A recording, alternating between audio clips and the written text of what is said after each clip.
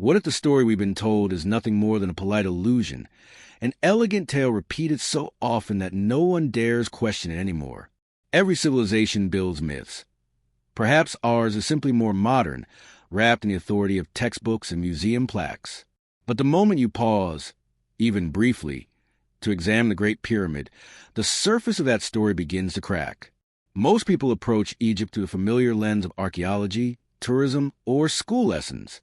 But some arrive by another path: astronomy, mathematics, the quiet hunger to understand the universe itself. And for those people, the pyramids are not just monumental tombs. They are questions carved in stone. Precise questions, almost unsettlingly precise. Imagine coming from a scientific background, trained to rely on measurements, ratios, and repeatable patterns. Imagine spending your nights gazing at galaxies, feeling the vertigo of cosmic vastness, sensing, without quite knowing why, that there must be a hidden logic behind everything. Then imagine encountering the pyramids not as a tourist, but as a geometer, as someone who recognizes intentionality the way a musician recognizes melody. Suddenly, the alignments, the proportions, the astronomical correspondences, they don't look accidental anymore. They look deliberate. That is where doubt begins. Because the official narrative insists that these structures were tombs built in a short burst of human effort, massive, hurried, and yet flawlessly executed. But the stone suggests something else. The geometry suggests something else. And once your mind opens to that possibility, even slightly, the familiar explanations begin to feel strangely thin. You start asking questions you never thought to ask before. Why this orientation? Why this angle? Why this impossible precision from a civilization supposedly limited in tools and technology? And in that precise moment, curiosity transforms into suspicion. Calm, sober, rational suspicion. Not a conspiracy, not a fantasy, but the quiet realization that the puzzle is deeper than what we've been told. The pyramids aren't merely structures. They're statements. The moment you examine the official version, with even a modest degree of rigor, its structure begins to wobble. It's presented as settled fact. The pyramids were funerary monuments built for 3 pharaohs within a relatively short period. But treat the story like a hypothesis rather than certainty, and suddenly it reads less like history and more like a patchwork of assumptions stitched together by habit. Consider the first inconsistency: time. We are told that the Great Pyramid was built in about 20 years. 20 years to quarry, shape, transport, and position more than 2 million stone blocks, some weighing several tons each, with a precision our modern engineers still struggle to replicate. Do the math. That a block placed every few minutes, day and night, flawlessly aligned, with no margin for error. The scale alone is staggering. The logistics border on impossible. But even this is not the strangest part. Step inside the pyramid, and the silence is overwhelming. Not just the physical silence, but the absence of inscriptions. No carved prayers, no royal glorification, no hieroglyphic celebration of the pharaoh's divine journey. Tombs across Egypt explode with writing. The kings wanted their names shouted into eternity. Yet here, in the structure supposedly built for the most powerful ruler of the Old Kingdom, there is nothing, not one word. Then there is the technological issue. The tools attributed to the builders, simple copper chisels and stone hammers, are absurdly inadequate for shaping granite with such precision. Experimental archaeologists have tried to replicate the process, and the results are slow, crude, and utterly incapable of producing the uniform surfaces found in the pyramid's inner chambers. Either the builders had techniques we do not understand, or the timeline, tools, and methods we accept are fundamentally wrong. And the contradictions keep multiplying. No contemporary records describing the construction, no logistical plans, no worker diaries, nothing but retroactive interpretations, and a few vague references written centuries later. It is as though the most monumental engineering project of the ancient world appeared out of nowhere, leaving no trace of its creation. When you gather all these inconsistencies, they form a pattern that cannot be ignored. The official narrative stands, but it stands on fragile foundations. What is presented as certainty begins to feel like a story stretched to cover an inconvenient void of information. There is a moment, often subtle and unexpected, when the pyramids stop appearing as massive shapes of stone and begin to resemble something else entirely, a diagram, a message laid out not only on the desert floor, but mirrored in the heavens above. And once you see that duality, earth below, sky above, you cannot unsee it.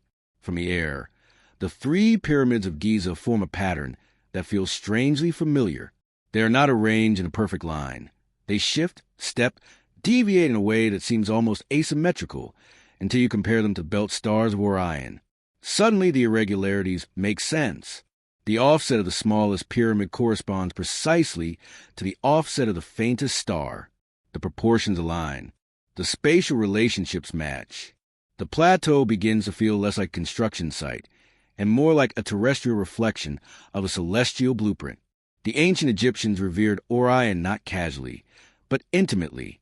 To them, Orion was Osiris, the god of rebirth, resurrection, and cosmic order. And nearby, Sirius represented Isis, his eternal counterpart.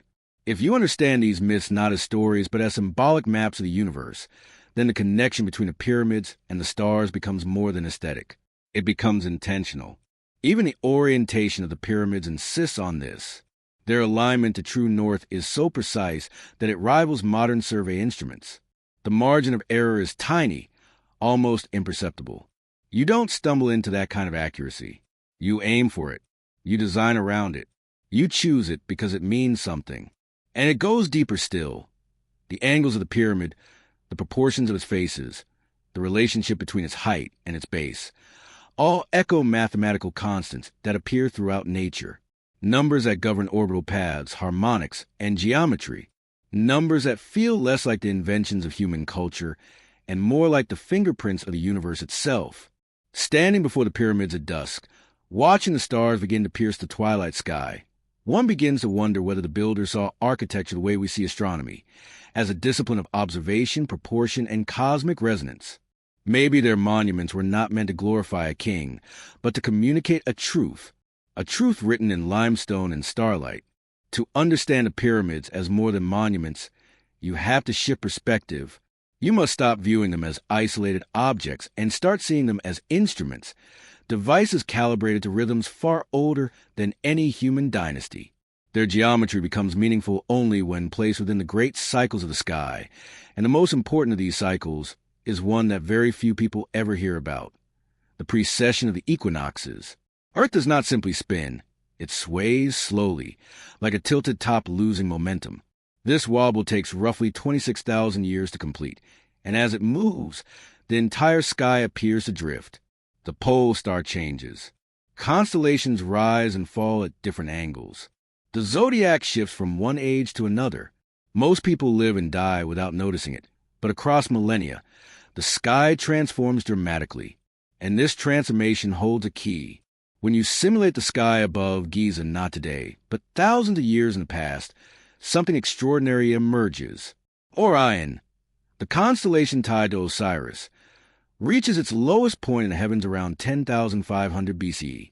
At that exact era, the three-belt stars sit in a configuration that mirrors the layout of the pyramids with uncanny precision.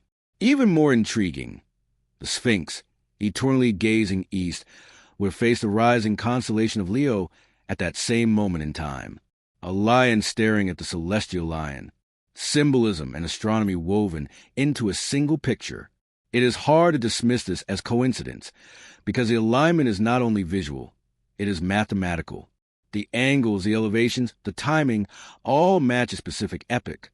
The pyramids in the sky seem to synchronize like gears in a cosmic clock set to a date long before the supposed age of Egyptian civilization, which leads to the unsettling question: how could an ancient culture, without telescopes, without satellites, without modern science, have known the sky's position in a cycle spanning 26 millennia?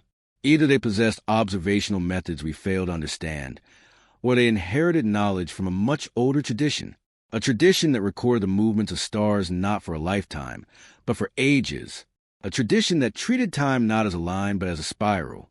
When viewed through this lens, the pyramids become markers of a specific cosmic moment, fixed points referencing a forgotten chapter of human history. Once you begin to see geometry as a language, Egyptian art transforms before your eyes. What once looked decorative becomes deliberate. What seemed ornamental turns out to be encoded. And soon, the suspicion arises that the pyramids were not the only carriers of ancient knowledge. The walls themselves were speaking.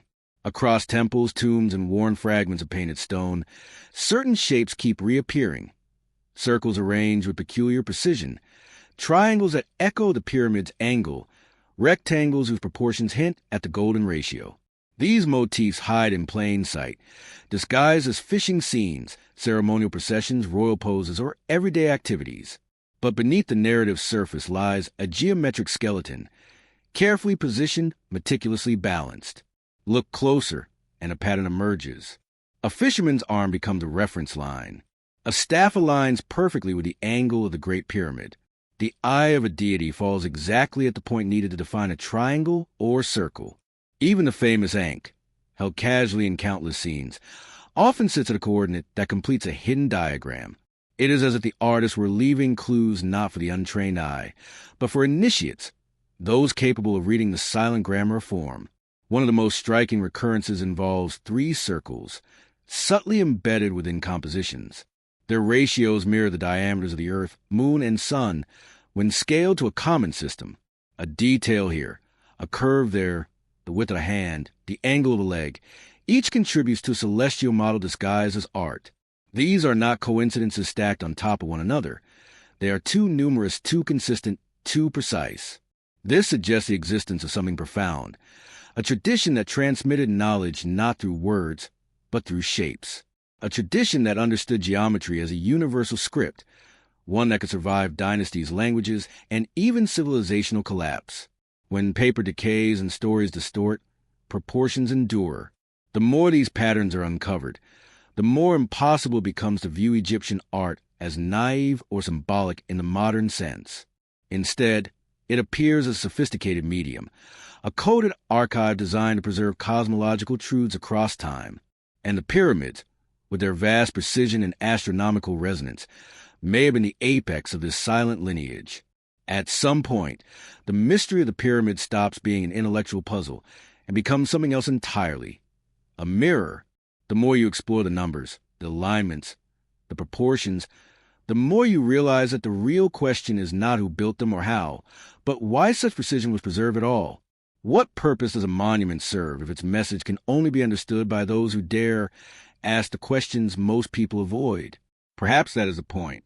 If the pyramids encode cosmic constants, ratios binding the Earth, Moon, and Sun, geometric harmonies hidden in stone, astronomical cycles spanning thousands of years, then their existence forces us to confront a possibility we rarely acknowledge, that the universe is not chaotic, not accidental, but shaped by a deep underlying order, an order that the ancients may have tried to express long, before we had telescopes or equations to name it.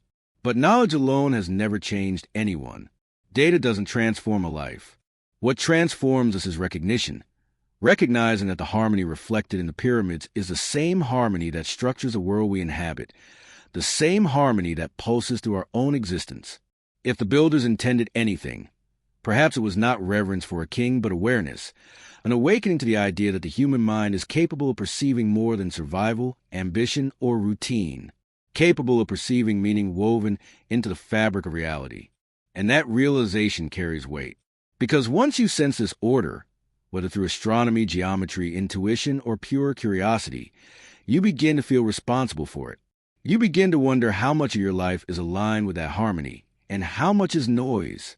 You start asking what it would mean to live in accordance with something larger than yourself, something that transcends centuries and civilizations. In this way, the pyramids become more than monuments.